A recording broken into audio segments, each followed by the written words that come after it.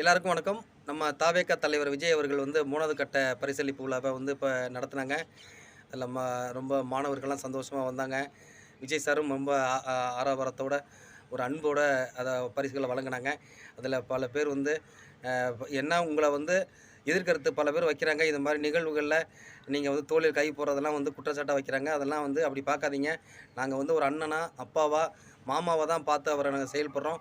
அவரும் அப்படிதான் எங்கள வந்து பார்க்குறாங்க. இடையில உள்ளவங்க தயவுசெய்து வந்து நீங்க தவறான சித்தரிப்பை ஏற்படுத்தாதீங்க அப்படின்னு சொல்லி, அந்த குழந்தைகள் பேசுறதா இருக்கட்டும். அதேபோல அ கொஞ்சம் அன்பு மிகுதியில வாழும் காமராஜர்ன்னு பேசுகிற இவங்களுக்கும் ஒரு விஜய் சார் ஒரு அறிவுரை கூறியிருக்கிறாரு. தயவுசெய்து இப்படியெல்லாம் நீங்க பேச வேண்டாம்.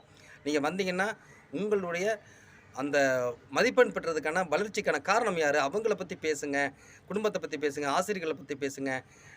அரசியல் வேண்டாம் அப்படிங்கிற மாரி அந்த கருத்துக்கள பதிவு பண்ணியிருக்காரு. உண்மையிலேயே விஜய் சார், நீங்க தொடர்ந்து இது போல பண்ணணும். விமர்சனங்கள் வரும்.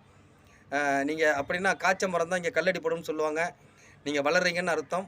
நீங்க வளரணும். அதுதான் மக்கள் எதிர்பார்க்குறாங்க. ஒரு நல்ல அரசியல்வாதியா நீங்க வரணும். அதை விட நல்ல தலைவரா நீங்க இருக்கணும். மக்களுக்கு நல்ல தொண்டுகள் நீங்க செய்யணும். பல பேர் வந்து பேசுகிறபோது, நீங்க வந்து மாணவர்களுக்கு மட்டும் இல்லாம, விவசாயிகளுக்கும் உங்களுடைய பணிய நீங்க சேவைய செய்யணும் அப்படின்னு சொல்லி சொன்னாங்க. அதையும் நீங்கள் கருத்திக் கொள்ள வேண்டும் அப்படிங்கிறது ஒரு சாமானியனின் பார்வையா ஒரு கருத்தா இருக்கு. நல்லது செய்யுங்க.